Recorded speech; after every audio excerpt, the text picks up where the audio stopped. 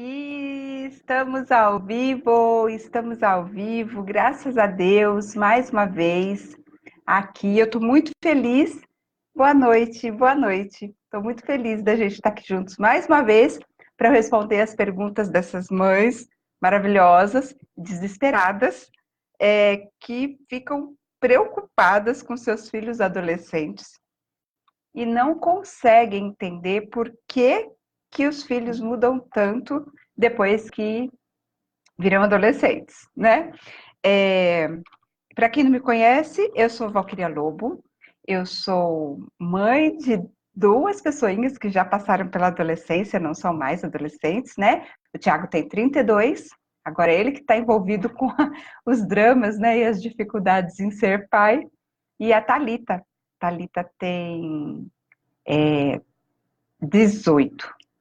E hoje a gente vai conversar a respeito de algumas dúvidas de algumas mães que me procuram, algumas vêm falar comigo diretamente, outras mandam mensagens privadas lá aqui no próprio canal, aqui no Facebook, e, e eu procuro o máximo que eu posso dar algum alento, alguma resposta para essas mães, porque eu me lembro perfeitamente como era angustiante, né? Não ter para quem perguntar o que eu faço. Se eu já tentei de tudo e nada dá resultado com meu filho adolescente. Então, primeira pergunta de hoje é uma mãezinha que diz assim: bom dia. Aqui em casa tenho duas filhas adolescentes, 15 e 17. A de 15 ainda está meio calma, mas a de 17 está terrível. Trabalha de jovem aprendiz, mas depois que começou a trabalhar, criou uma independência que ficou pior. Hoje ela não aceita regras, acha que pode fazer o que quer. Já ficou na casa de uma amiga que lá não tem limites, fazem o que querem. Tá difícil. Já conversamos muito. Ela chora, pede desculpas e depois volta a fazer tudo novamente. Tô cansada. Agora arrumou um namorado, que é gente boa. Só não entendo por que ela continua indo para as baladas com os amigos. Amigos. E aí ela ressalta o "o", porque amigas não tem. Estou perdida nessa situação. Ultimamente estou deixando para quebrar a cara, porque não aceita nada do que orientamos. Veio pedir a emancipação. Mas para quê, né? Se já está fazendo o que quer. Olha a ironia aí dessa mãe. Mais uma mãezinha aí sofrendo, né? Gente, fala para mim quem que tá aqui comigo. Me dá um oizinho. Boa noite para vocês. Não sei porque eu não estou conseguindo saber quem está aqui comigo. Não estou vendo o nominho de vocês aqui dessa vez. Mas enfim, a gente vai conversando. Fala oi para mim. Mãezinha, deixa eu te falar. 17 anos, né? Já tá querendo colocar, como é que fala? As manguinhas de fora. É assim que fala, né? Gente, olha, na maioria das vezes, essas situações deles se acharem, né? A gente que é adulto, a gente não lembra que a gente era meio assim também. Recentemente eu tive uma conversa com a minha mãe e eu costumava brincar dizendo que eu tinha sido uma filha muito boazinha. Eu só tinha ficado grávida com 15 anos, mas fora isso tinha sido um amor de pessoa, que eu não tinha dado trabalho nenhum. E nessa conversa com a minha mãe, na verdade eu descobri que na visão da minha mãe, eu era extremamente difícil de lidar. Isso palavras da minha mãe, eu não achava que eu era assim. Eu achava que eu era um doce de pessoa. E a minha mãe disse assim, olha, você, Valquíria, você quando era adolescente, você queria rebater cada coisa que eu falava. Você era turrona, ela dizia. Você só queria as coisas do seu jeito, você só era difícil manter você na rédea curta, porque você era. Qual foi a expressão que ela usou que eu achei super interessante? Não, ela falou turrona, mas ela falou uma outra expressão que eu achei o máximo. Eu falei, uau, é o ciclo se repetindo. O adolescente não tem ideia de que ele é tão difícil. E ele acha que o pai é que é difícil, né? A mãe é que é difícil. E, na verdade, as mães veem os adolescentes como muito difíceis de lidar. Mas, na verdade, o que acontece é falta de comunicação. Ela até diz, né, que conversa, e quando elas conversam, a menina chora. E esse choro dela, provavelmente, juntando... É assim, gente, eu respondo essas perguntas, mas eu fico tentando adivinhar qual é a situação em casa, sem ter muitos subsídios, sem conhecer direito a realidade. A parte fácil é que é mais ou menos tudo igual, só muda de endereço. Apesar da gente sempre achar que o nosso problema é único, que o nosso é o mais difícil do que o dos outros, que a nossa situação sempre é peculiar, sempre é especial. Ah, mas no meu caso é mais difícil. Ah, mas no meu caso isso e aquilo. Mas na verdade não é. No fundo, a gente está tudo no mesmo barco, né? Todo mundo enlouquecendo, todo mundo arrancando os cabelos com esses filhos adolescentes, todo mundo pirando, né? E é mais ou menos igual. Aí eu fico juntando, assim, mais ou menos as pistas que me dão pelas falas da mãe, para eu tentar entender o cenário. Porque humanidade é uma coisa assim, não tem uma receita de bolo, né? Que você vai lá, coloca o tanto de farinha, o tanto de açúcar, mexe, põe no forno e vai ser sempre igual. As pessoas são diferentes, os temperamentos são diferentes, as relações são diferentes. Então eu tento adivinhar algumas coisinhas, mas no fundo, eu acho que dá para tirar algumas lições, né? Pelo quadro que a mãe apresentou, eu estou imaginando o seguinte cenário. A moça já está com 17 anos. Ela já começou a trabalhar. Então, na cabecinha dela, ela já não é mais dependente da mãe. Ela já tem direito de fazer as coisas à sua moda, né? Pelo estilo que a mãe conversa, mais ou menos eu estou assim inferindo, eu estou adivinhando que é uma mãe assim muito batalhadora, muito presente, mas também que gosta de manter as rédeas curtinhas. Ah, agora apareceu aqui para mim a chefe Karen. Boa noite, querida. A Patrícia Greco, ai que saudade, como é que vocês estão aí? Tudo bem? Marley, minha amiga, boa noite, tudo bom por aí?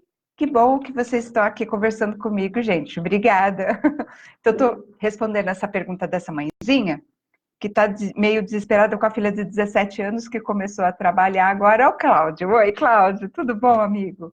Como é que estão? E o Caio e a Clarinha? Já estão casados? Mudaram? Como é que tá aí? Um abraço, dá um beijo para a Sandra, tá? E essa mãezinha aqui tem a filha de 17 anos já trabalhando e pelo finalzinho da conversa dela, aquele tom irônico, né? Para que quer emancipação se já faz tudo o que quer? Eu percebo assim, a mãe ainda não conseguiu dosar a liberdade que essa jovem já deve gozar por já estar ali com seus 17 anos, né? Não que a gente tenha que soltar de uma vez, deixar fazer tudo o que quer. Nunca entenda que é esses extremos assim, né? Essas coisas, deixa fazer o que quer, eles precisam ser felizes, não é nada disso.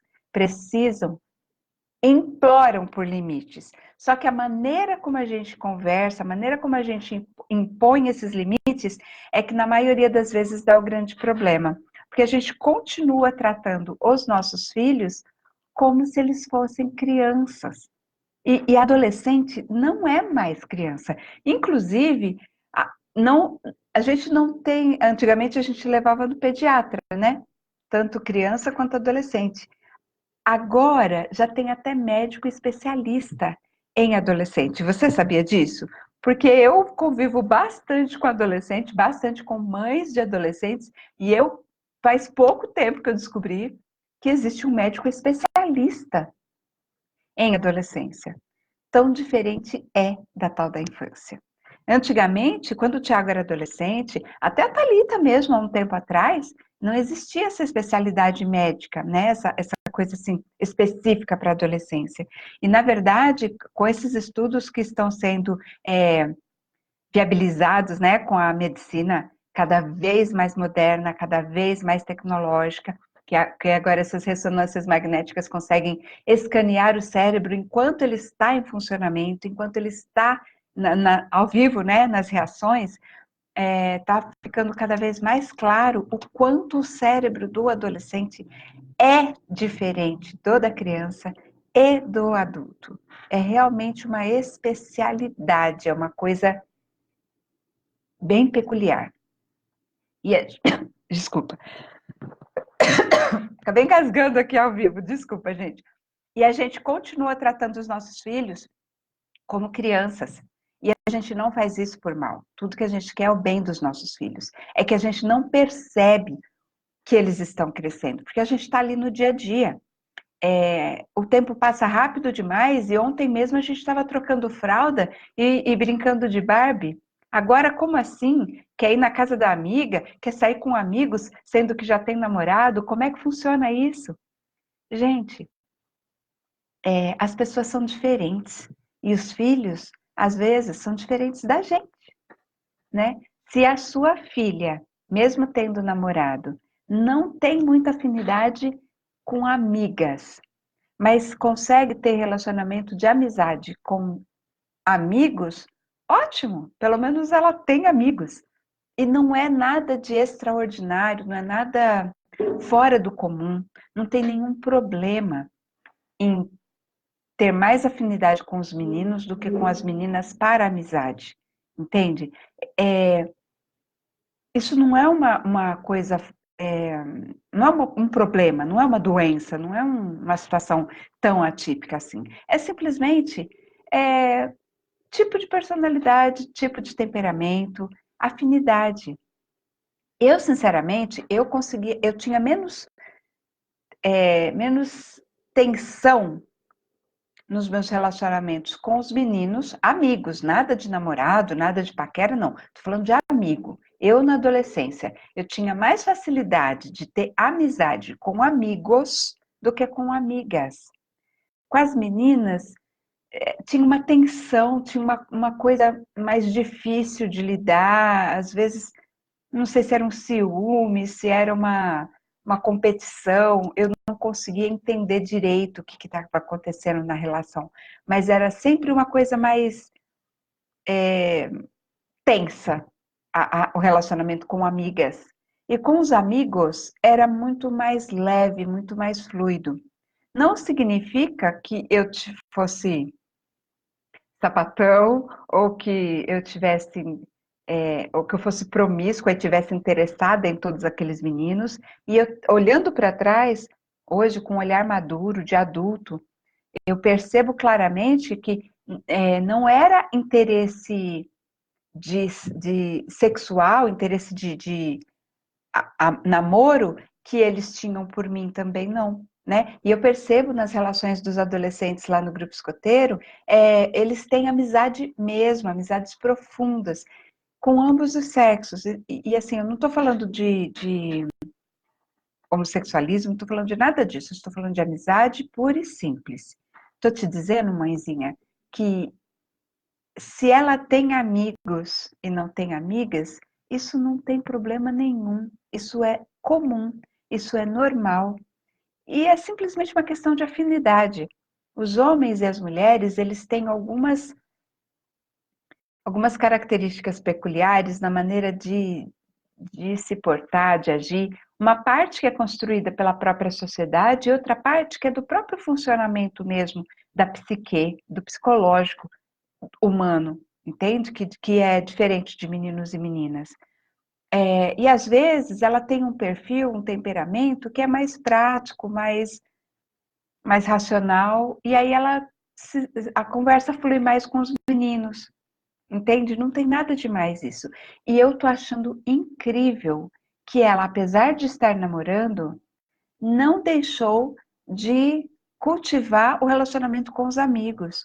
Um dos grandes problemas que acontece quando os adolescentes começam a namorar é o isolamento, né? Inclusive o isolamento torna as pessoas mais, principalmente as mulheres, né, as meninas, mais suscetíveis, mais frágeis, mais vulneráveis a relacionamentos abusivos, né? É uma das táticas que os namorados, assim, abusadores, né, de relacionamento, costumam usar. Afasta da família, afasta dos amigos, e aí a pessoa vai ficando cada vez mais sozinha e ela fica cada vez mais frágil, com menos possibilidades de se defender, né, do relacionamento abusivo, sabe? Então, se sua filha, apesar de estar namorando, continua cultivando as amizades, e ainda mais que essa amizade é com rapazes, excelente notícia, você está com muita sorte na vida. Significa que esse rapaz, que você mesmo disse que é gente boa, né? Além de não ter nenhum tipo de intenção maléfica com relação à sua filha, ainda é uma pessoa equilibrada que percebe que ela pode sim ter outros amigos, não estou falando de promiscuidade, fica claro? Eu repito e repito e repito isso, porque você sabe que tem muita gente que confunde. Eu li um artigo esses dias, estava dizendo assim, oi, prima Celina, tudo bom? Que bom você por aqui. Chefe Frigo. Ai, gente, que legal que vocês estão aqui. Tô vendo aí os coraçõezinhos, as curtidas, viu? Muito obrigada, eu fico feliz, me ajuda, me dá força para eu continuar aqui nessa missão de dar um pouco de tranquilidade para os corações das mães de adolescentes, viu? Muito obrigada mesmo por estar aqui.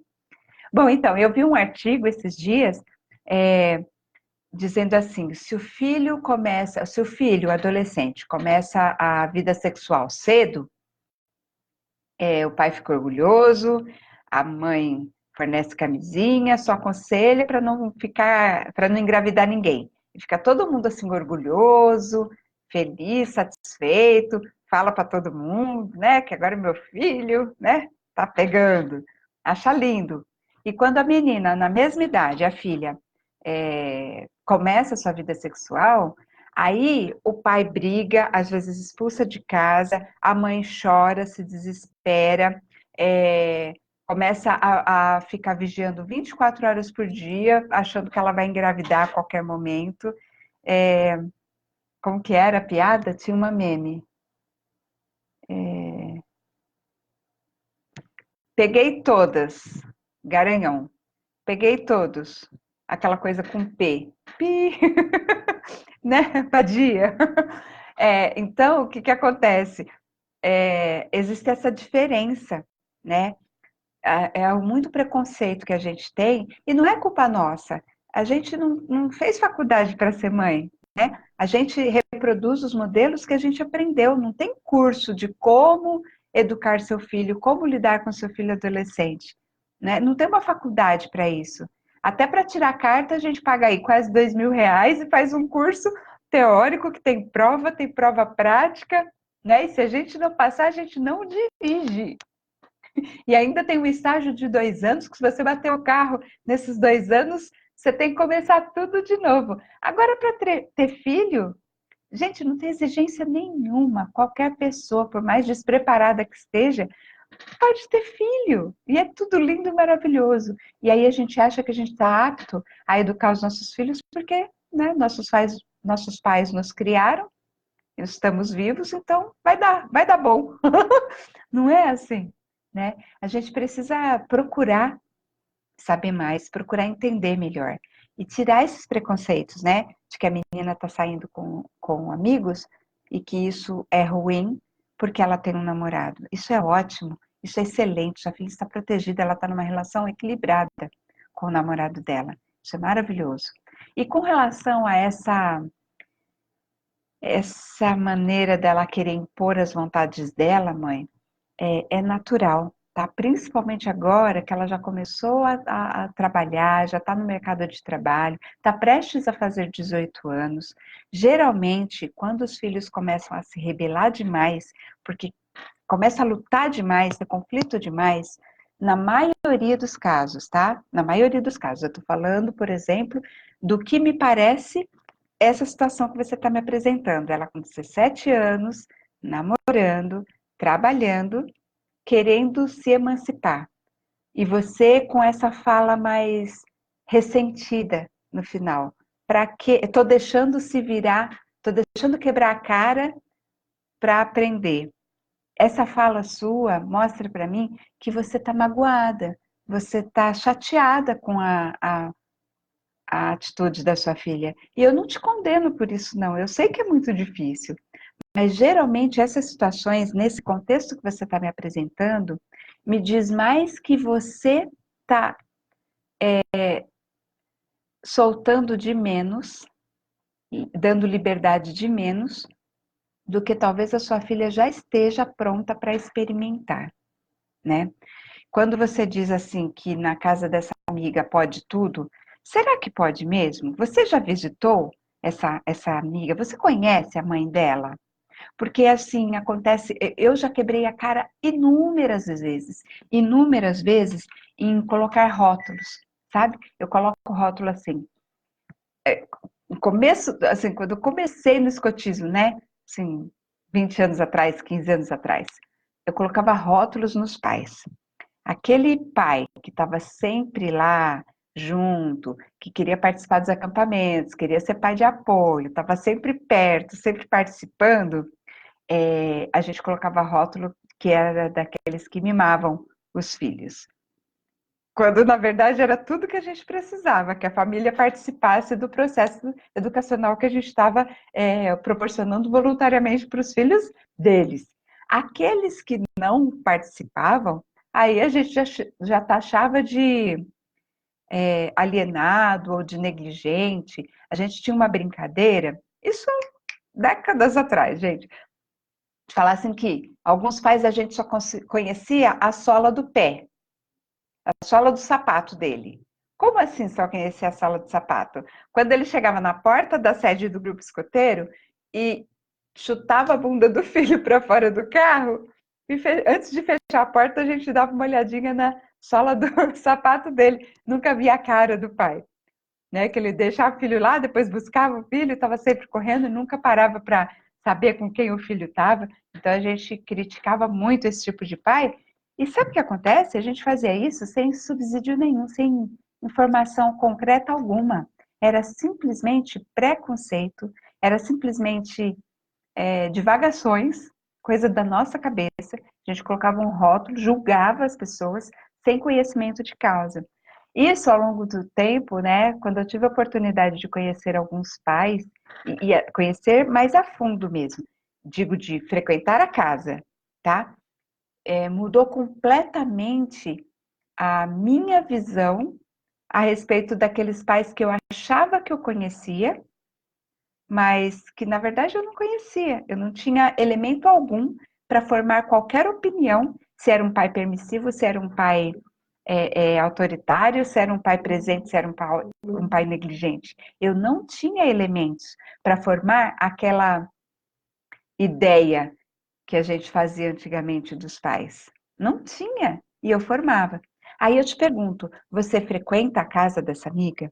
Você realmente pode jurar de pé junto que lá pode tudo? De onde você tirou essa informação que pode tudo?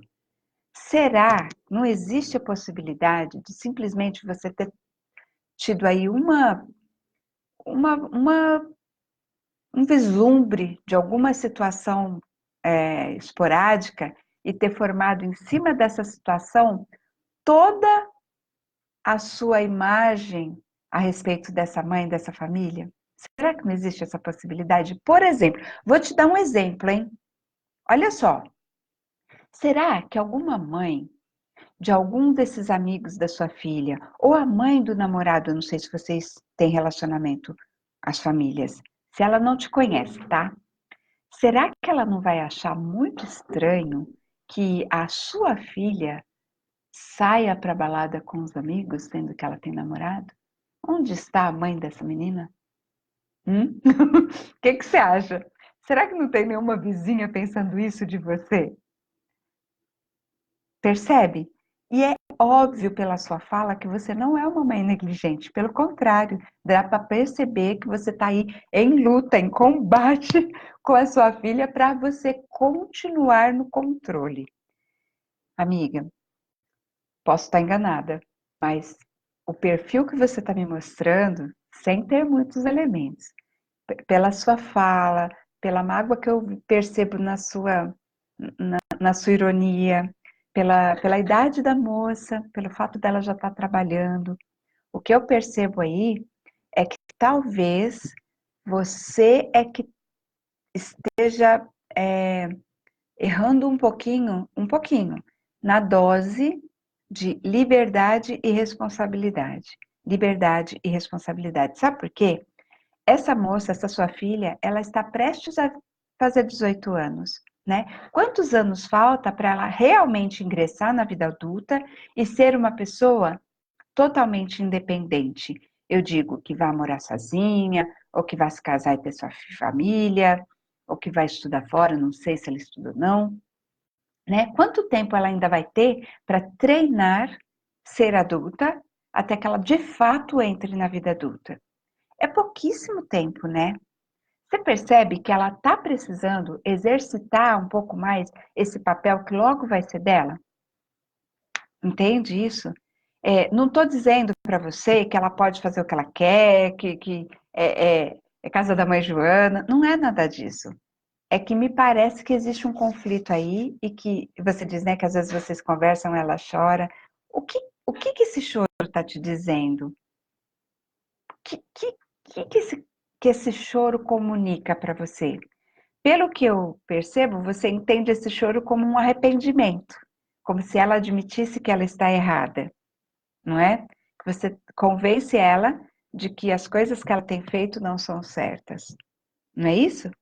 Mas e depois ela pega e faz de novo. Então, será que ela realmente se convenceu de que ela está fazendo errado? Entende o que eu estou querendo te dizer? Eu não queria que você entendesse que eu estou te criticando. Como eu costumo dizer aqui, eu não tenho moral para criticar ninguém. Eu fui talvez a pior mãe do mundo para o Tiago, por inexperiência, por ser muito jovem e ter criado ele absolutamente sozinha. Até os 15 anos do Tiago, eu era absolutamente só eu para tomar todas as decisões da educação dele. Tem seus prós e contras, mas os contras, quando você é muito jovem e não tem direito, não aprendeu direito como é que se lida com um adolescente, os contras são bem significativos, né? Então, quero dizer com isso que eu não estou te julgando, tá? Eu não estou aqui para te recriminar, nem dizer que você está errada, né? A gente está tentando acertar. O fato de você estar perguntando, estar procurando uma opinião, uma ajuda, já demonstra que você é uma pessoa que está querendo acertar, né? Que está fazendo o seu melhor. Não se sinta julgada nem criticada.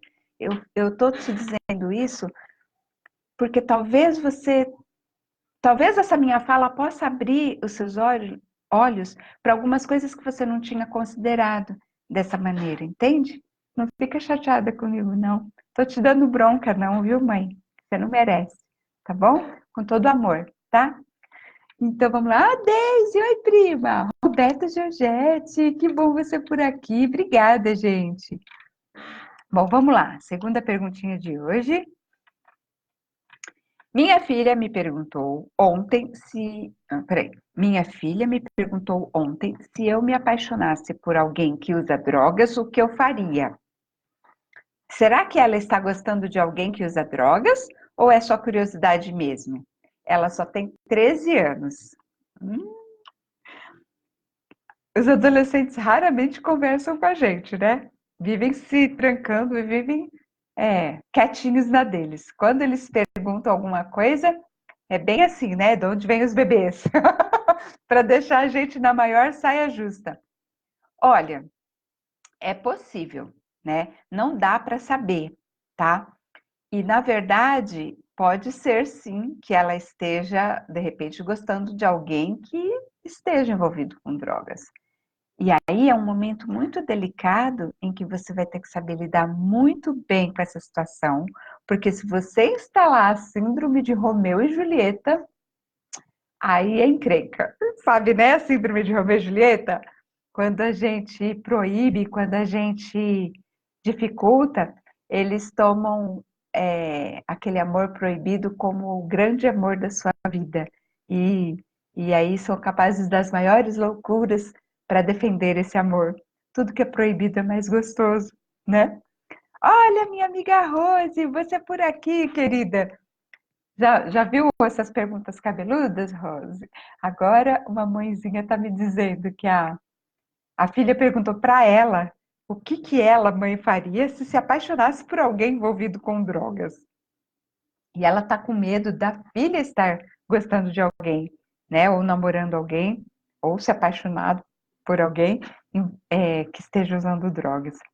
Mãe, ó, vou te dizer, sabe como é que você orienta a sua filha nesse caso? Devolve pergunta para ela. Essa é a melhor maneira de a gente orientar um adolescente. Inclusive a mãezinha anterior, que falou assim, não aceita nenhuma orientação, né? Talvez a sua orientação esteja soando como sermão, mãe.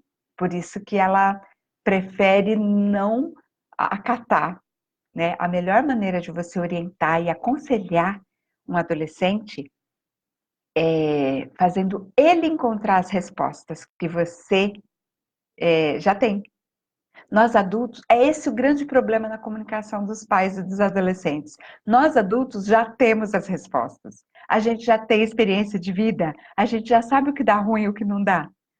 A maior parte, né, gente? Não somos assim também sábios, é, que não somos sabe tudo, mas a gente tem muito mais experiência e respostas já bem consolidadas em alguns temas em que eles ainda estão se debatendo freneticamente, né?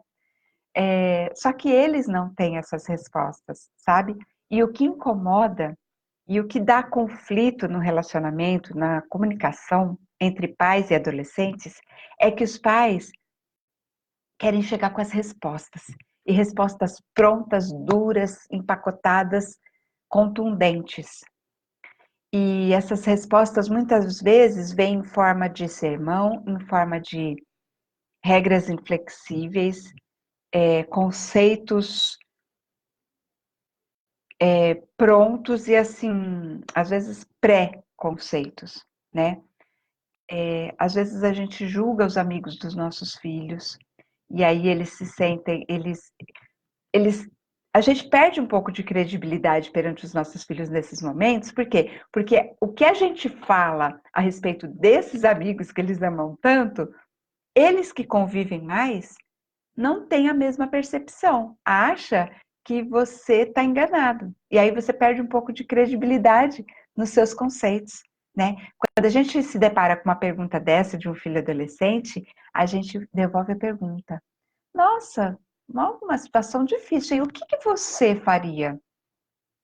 Aí ela, se ela insistir, né? Geralmente ela não vai insistir, geralmente ela vai dizer a resposta dela, dizer, não sei. Aí você vai provocando, vai tirando, sabe, descascando cebola? Sabe, uma camadinha, outra camadinha, outra camadinha. Vai fazendo perguntas abertas e mais assim, com cara de paisagem. Se ela falar alguma coisa que você percebe que não é a resposta que você esperava, se você mostra para ela que você é completamente contra aquilo que ela está falando, ela se fecha e vocês não conseguem continuar a conversa. E se você não consegue continuar a conversa, você não tem oportunidade de orientar, né?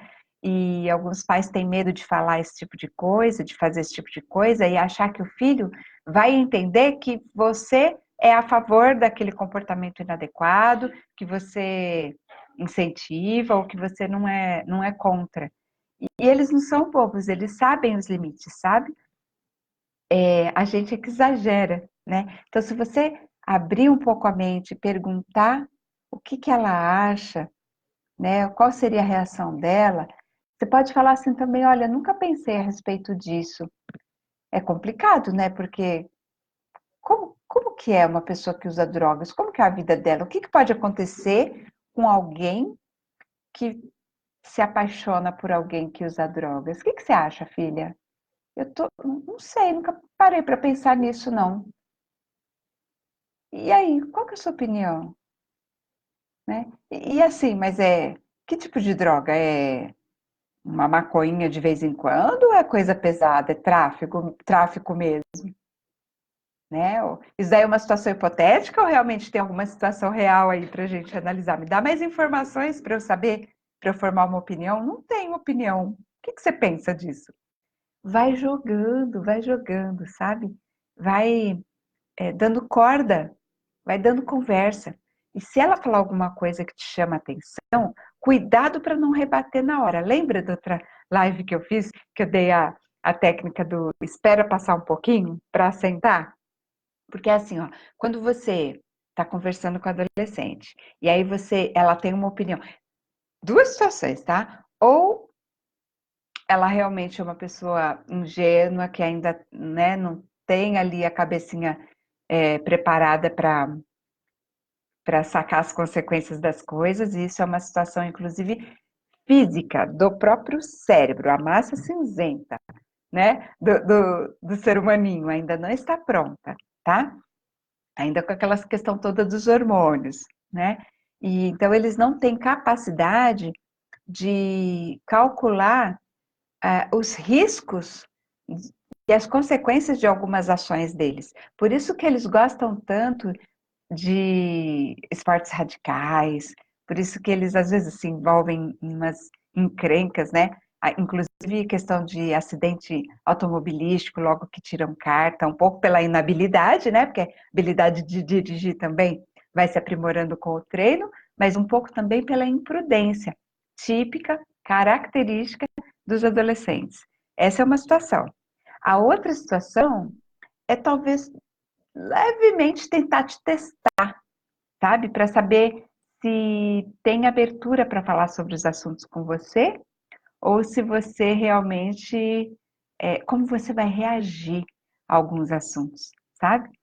E os adolescentes, olha, tropa sênior é impressionante a capacidade que eles têm de encontrar, a capacidade intelectual deles, gente, é incrível.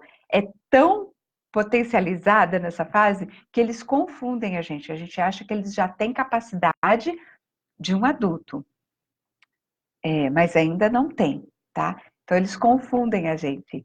E às vezes a gente exagera para mais ou exagera para menos. Ou exige deles atitude de adultos, ou não dá para eles os privilégios de adultos, né? Fica naquele descompasso, naquele desequilíbrio.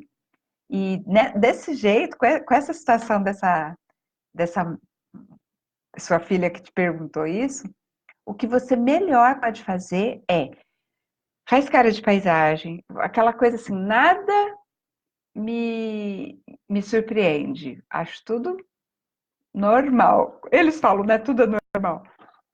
Pelo menos naquele momento da conversa.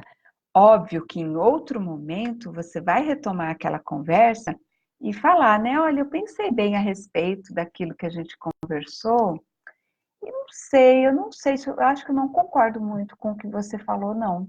Eu penso assim, assim, assim, assim. Respeito sua maneira de pensar, considerei o que você falou, pensei a respeito, mas por causa disso, disso, disso, né? Isso que eu tô falando, é assim, a gente vê nas estatísticas, a gente vê nas pesquisas, né?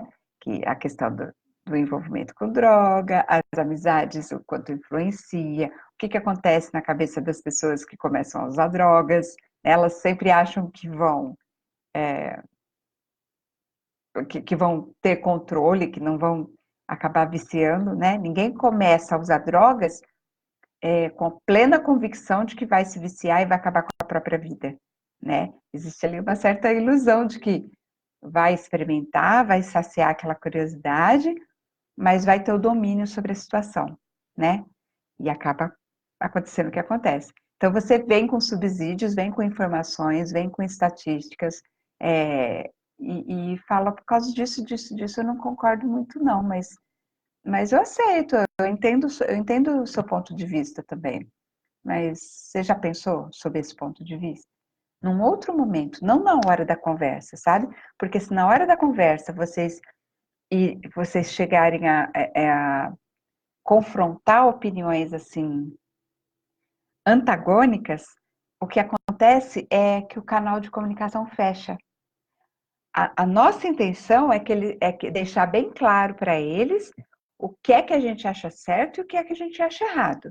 E isso é Perfeito, é isso mesmo que a gente tem que fazer. Só que a maneira como a gente faz isso é que às vezes dá errado, porque a gente já quer colocar a nossa opinião de primeira, opinião formada, sacramentada, né, quadradinha ali, perfeitinha, sem nenhuma possibilidade de flexibilizar, né? E, e eles recebem como um fechamento de canal de comunicação. Opa, se eu for por aqui, eu vou receber reprimenda, minha mãe vai começar a pegar no meu pé, minha mãe não vai mais deixar eu sair, né? Eu não vou poder mais fazer as coisas que eu faço, então é melhor eu esconder, porque senão eu vou acabar sofrendo consequências desse meu pensamento. Percebe? Essa técnica de comunicação, não se escandalizar num primeiro momento, porque na maioria das vezes eles estão só testando, não só a sua opinião, mas a própria também. Às vezes eles estão conversando e eu achei interessante sua filha aí te procurar com 13 anos para fazer essa pergunta, sinal de que ela tem abertura com você, né? E aí a gente não sabe muito o que falar e às vezes acaba falando bobagem e fecha o canal de comunicação. A resposta é: devolve a pergunta. Não se posiciona de primeira. Começa a pensar em possibilidades, trazer elementos para a conversa e escapa de dar uma resposta definitiva naquele momento. Mas faz a conversa render. Puxa dela as opiniões dela, o que ela acha, o que você acha que poderia fazer nesses casos, o que será que pode acontecer, quais seriam as consequências. Vai, sabe? Vai dando corda. Olha, eu tô feliz com essa atitude da sua filha, viu? Sinal de que você tem acesso aí a esse coraçãozinho e que dá para orientar direitinho, tá bom? Parabéns. Vamos ver aqui uma outra pergunta. Minha filha tem 13 anos e já começou a namorar. Como devo agir? Então, né? É difícil falar para você como você deve agir. Cada família tem um jeito, né? Outro dia me perguntaram, minha filha tem 17, 16, não lembro agora, e agora quer trazer o namorado aqui para casa, quer dormir no mesmo quarto com o namorado. Cada família tem as suas regras a respeito disso, tem o seu entendimento a respeito disso, e eu não tenho a pretensão aqui numa conversinha de 15 minutos em cada pergunta, de mudar a sua cabeça, de mudar seus conceitos, seus valores, né, seus princípios, não tenho a menor pretensão disso. Então, o que você deve fazer? Sempre ser fiel aos seus princípios, né? Mas algumas informações, alguns subsídios que podem te ajudar a decidir o que fazer. Primeira coisa, quando a gente fala assim, 13 anos, a gente imagina, 13 anos e a gente fala namoro, o que a gente imagina? Imagina namoro, noivado, casamento, sexo, filhos, morar junto. E, na verdade, namoro para 13 anos, na maioria das vezes, não tem nada a ver com isso. Esses dias eu estava conversando com um amigo meu, eu chamo de amigo, porque a gente conversa muito, ele me procura muito para tirar as dúvidas dele, e às vezes de situações bem complicadinhas. E o rapaz tem exatamente isso, 13 anos, e já namorou, né? E às vezes a gente conversa. Outro dia eu perguntei para ele, você tem informação a respeito, né, de como se prevenir? A gente tem os chefes lá, né, no grupo escoteiro, se você quiser perguntar alguma coisa, porque às vezes a gente vai atrás dos amigos, os amigos também não sabem muita coisa, fala qualquer bobagem, numa dessas você se estrepa, né? E aí eu falei assim para ele, eu posso te fazer uma pergunta íntima? E tudo assim, né? Com bastante cuidado para não invadir a privacidade do rapaz, para que também ele não se sinta constrangido, né? E também respeitando ele e tendo a sutileza de não. Porque é delicado, né? Falar a respeito disso com um menor de idade. Tudo bem que a gente estava falando pela internet, mas não muda nada. Mas precisa ter uma certa postura, né? Quase materna, para não misturar as coisas. E eu sempre tomo muito cuidado com isso, né? E eu estava conversando com ele e eu falei, eu posso te fazer uma pergunta? Porque ele me contou situações do namoro dele com a menina e agora terminou e não sei o quê. Aquele drama, aquela dificuldade, tadinho, é muito difícil, né? E aí eu perguntei para ele, posso te fazer uma pergunta íntima? E se você não quiser responder, fica à vontade, tudo bem. Ele falou, pode perguntar, chefe. Eu falei assim, você já começou a sua vida sexual? Aí a resposta dele, ele tá com 13 para quase 14. Quisera eu, chefe, que tivesse já começado. E ó, ele já teve 2 namoradas, já tá programando assim cinema, já tá programando assim ficar com as meninas, né? Já conversou com algumas, já combinou que ia dar uns beijos. Então, quando a gente fala, e assim, minha namorada, quando eles com 13 anos falam assim, meu namorado, é um contexto muito diferente do que a gente imagina que seja namoro, entende? Às vezes é pegar na mão, é dar uma volta no shopping, é jogar Free Fire juntos, dar um beijinho, né? É isso, sabe? Ficar horas e horas e horas no WhatsApp, né? Então não tem assim tanta preocupação. Nós pais precisamos estar assim muito lúcidos, muito alertas para perceber as mudanças sutis que acontecem na fase da adolescência. O grande problema é que a maioria de nós não consegue temperar direito, sabe? Ou põe sal demais, ou põe sal de menos nesse tempero aí, que é a liberação gradual da liberdade com responsabilidade, sabe? De proporcionando oportunidade de desenvolver a autonomia deles, né? Mas com uma orientação que seja construtiva e não restritiva, sabe? E não confunda, eu não estou dizendo para liberar tudo, pode dormir na sua casa, na mesma cama, não estou falando nada disso. Quem vai decidir isso é você. Até porque cada pessoa, cada família tem os seus padrões e cada jovem tem um nível de amadurecimento diferente. Tem jovem que com 13 anos já está perfeitamente maduro para começar com seus namoricos, sim. Tem jovem, a Thalita, por exemplo, no aniversário de 12 anos dela, ela pediu uma Barbie de aniversário, ou seja, 1 ano de diferença dessa sua filha que está já, né, querendo namorar. Não, não que minha filha seja santa ou que isso esteja certo ou acho errada, nada disso.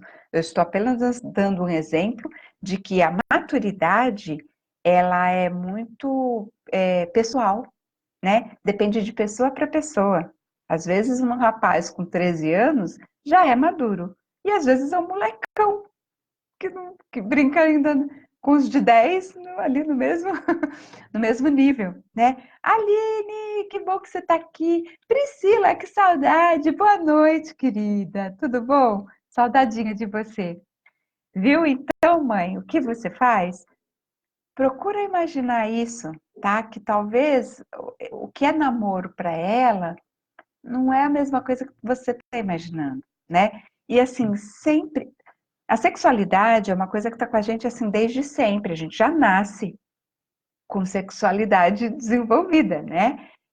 O bebezinho tem uma fase que chama tem a fase oral, depois tem a fase anal, e essas coisas de desenvolvimento, nem vem ao caso aqui, mas para dizer assim que a sexualidade já está com a gente desde que a gente nasce, né? Durante um período ele fica ali latente e depois aflora, né? O que a gente tem que fazer é ter um diálogo com os nossos filhos aberto, do jeito que a gente ensina, por exemplo, os nomes das coisas, as cores, a gente também deve dar os nomes para as partes íntimas para o pequenininho, né? E do jeito que a gente fala para os nossos filhos, adolescentes filhos, não pega carona com gente estranha. Você vai fazer a boa ação, escoteira, né? Que a gente está com surgiu uma ideia hoje, da gente servir água, que aqui em Ribeirão está extremamente quente. Teve até alerta de risco de morte por excesso de calor. Olha a loucura que tá. E aí alguém teve uma ideia muito legal da gente distribuir água, deixar garrafinhas de água gelada, para dar assim para o pessoal, carteiro, o pessoal que coleta lixo, sabe, entregador, porque esse pessoal trabalha ali na rua, né, e a água não fica geladinha para eles, né?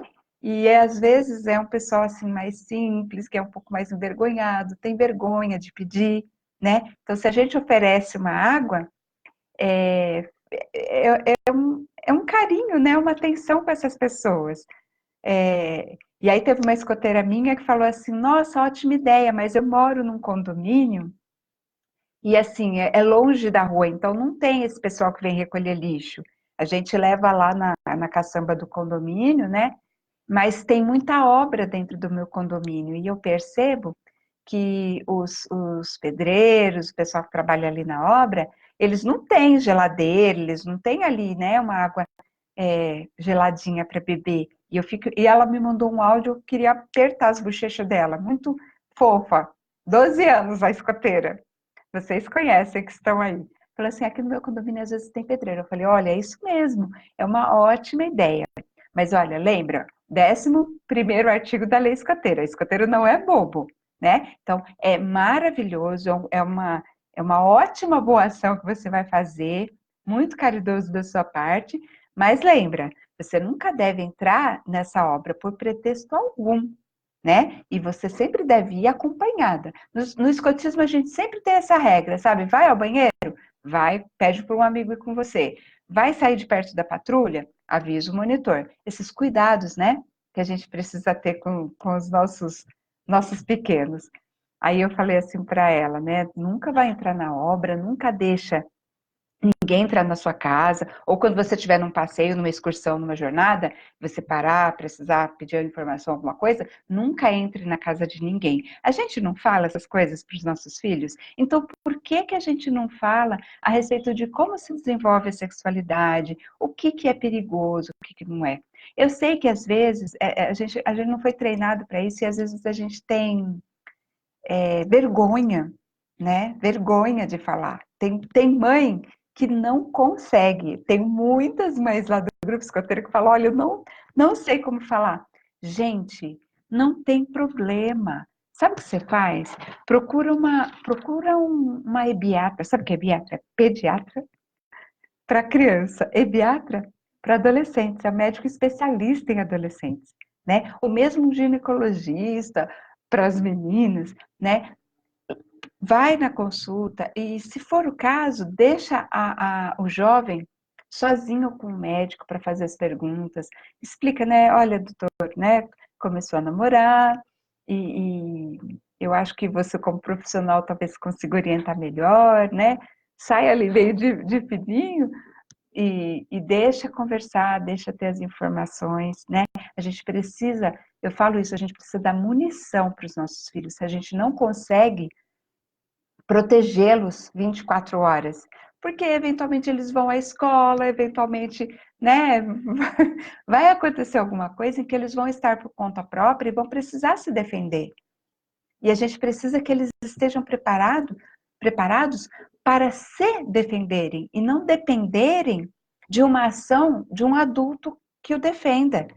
Esse é um grande risco que a gente coloca os nossos adolescentes. A gente os trata como crianças e a gente corta as perninhas deles. O dia que eles precisam tomar uma atitude, fazer alguma coisa que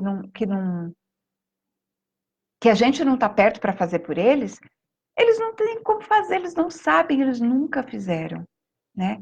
Eu vejo muitas mães que assim, fazem pelos filhos coisas que eles já têm condição de fazer. E isso me dá claramente o indício de que aquele jovem vai ter dificuldade depois, quando virar adulto, de se virar com as coisas. E às vezes a gente faz isso querendo poupar os nossos filhos, querendo cuidar deles, e na verdade o que a gente provoca é situações ainda mais difíceis no futuro que eles não vão estar preparados para lidar. Então, gente, olha, põe para fazer serviço doméstico, deixa fazer as coisas, deixa ter as experiências, deixa andar de ônibus. Não tem problema nenhum, todo mundo anda de ônibus, todo mundo anda de metrô. Ensina direitinho. Não precisa ser com 6 anos e meio, como o meu filho Tiago andava de ônibus sozinho todos os dias, 3 linhas de ônibus. E hoje eu sei que não é possível fazer isso, mas ele fazia, né? Com 6 anos e meio. Eu ensinei direitinho, fui no ponto e eu expliquei, olha, se por acaso você dormir e passar do ponto, você faz isso, isso e isso. Se acontecer de alguém vir mexer com você, você faz isso, isso e isso, especificamente. Eu falava exatamente o que ele tinha que fazer, né? Não dava assim, não falava assim, juízo, hein? Porque isso não dá para ele ferramentas para se virar. Né? Se você um dia perdeu o seu passe de ônibus, o que você deve fazer? Se algum dia acontecer isso e isso, e vai dar subsídio, né? Então, se sua filha está namorando, né? Talvez seja o começo de você começar a dar informações para ela, né? Como que acontece quando a gente perde a virgindade? Você lembra? A gente sabe como é que é, só que a gente não fala sobre isso com os nossos filhos. Eles precisam estar preparados para esse momento, para o dia que acontecer, ser uma coisa consciente, não ser um acidente, ser uma coisa que não era o que eu queria, mas acabei metendo os pés pelas mãos e não sabia o que fazer na hora e acabou rolando e não era bem aquele momento que eu queria, né? A gente precisa prepará-los para isso, tá bom? Gente, tem uma outra pergunta. Meu filho de 12 anos é muito preguiçoso. Como é o de vocês? Essa pergunta foi uma postagem num dos grupos. Eu participo de inúmeros grupos de mães de adolescente. A gente conversa, a gente debate, a gente discute, né, essas questões de lidar com os filhos adolescentes.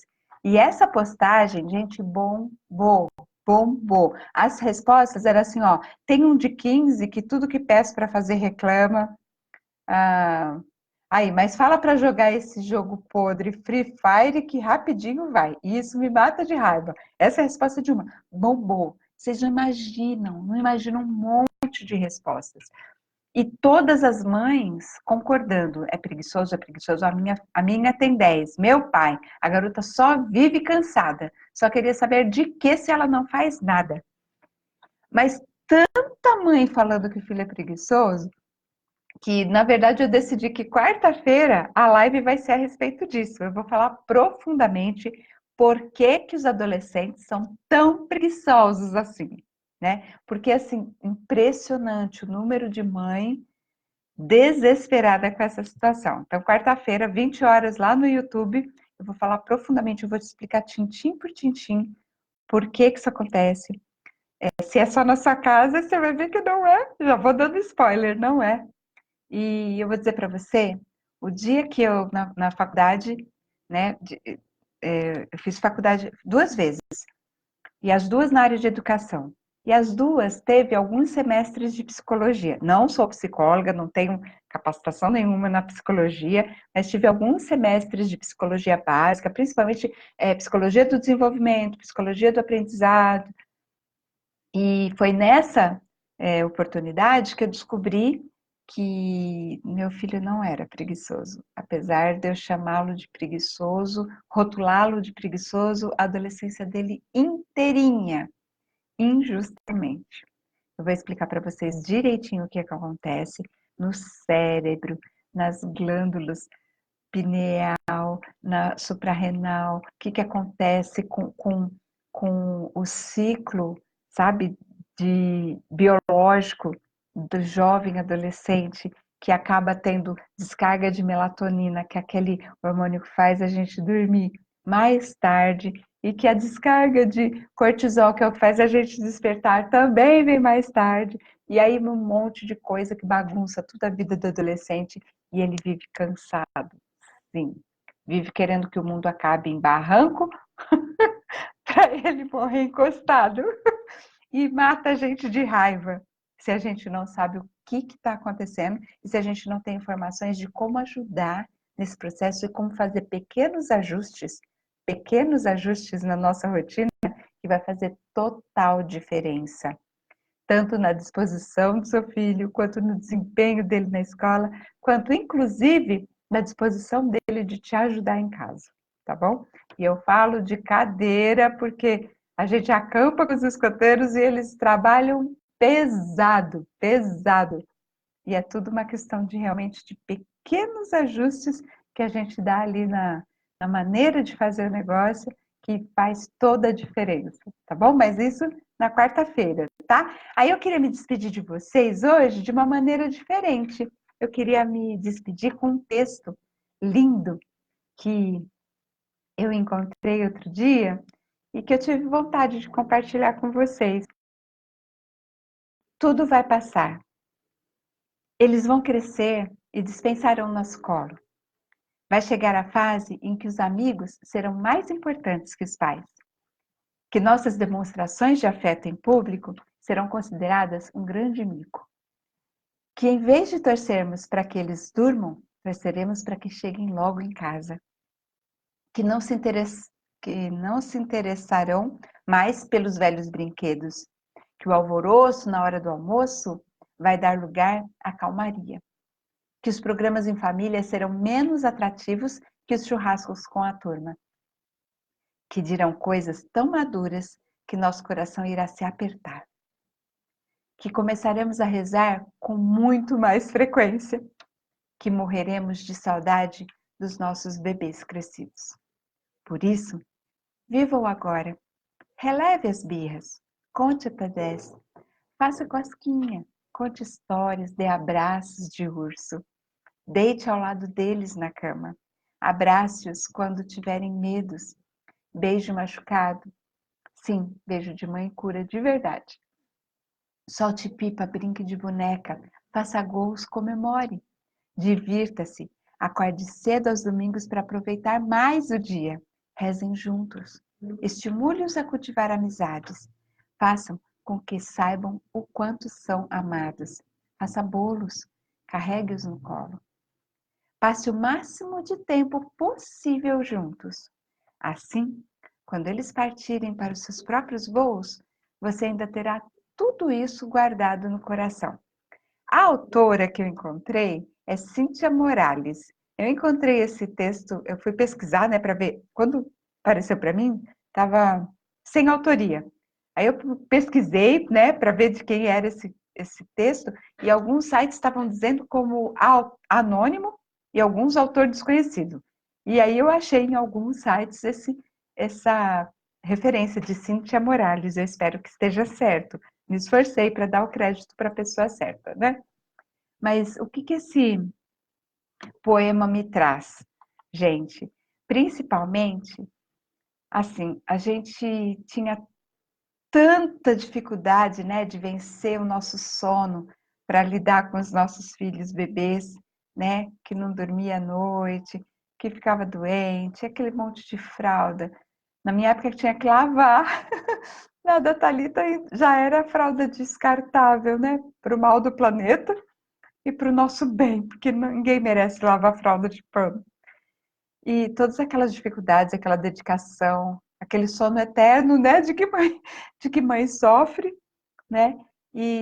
Na verdade, quando passa, a gente sente uma saudade imensa e a gente queria voltar atrás para aproveitar um pouco mais, sabe? Para ter um pouquinho mais de contato com eles. E acontece a mesma coisa com o adolescente, sabe? Por incrível que pareça. Você se descabela, você se irrita, você briga, você xinga, você fica de mal, você acha que eles são ingratos, que eles são rebeldes. Você não vê a hora que cresce e some.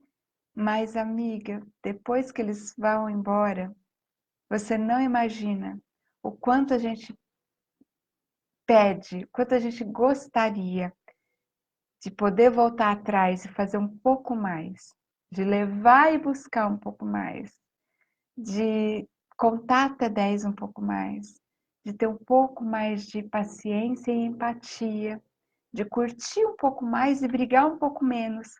Às vezes a gente briga por coisa tão boba, tão boba. tão boba. E acaba aí amargando anos e anos e anos da nossa vida que podia ter sido tão mais tranquila. Por besteira. Só o nosso estado mental perturbado por tanto estresse que acaba nos fazendo agir diferente do que a gente gostaria, viu? Então eu queria te deixar hoje com essa mensagem e dizer que quarta-feira a gente tem um encontro, hein? Eu vou te falar a respeito dessa preguiça dos adolescentes, tá bom? Ó, pessoal que estava aqui comigo, Aline, Rose, um beijo, muito obrigada, viu? E a gente se encontra, sempre alerta. Tchau, tchau, pessoal!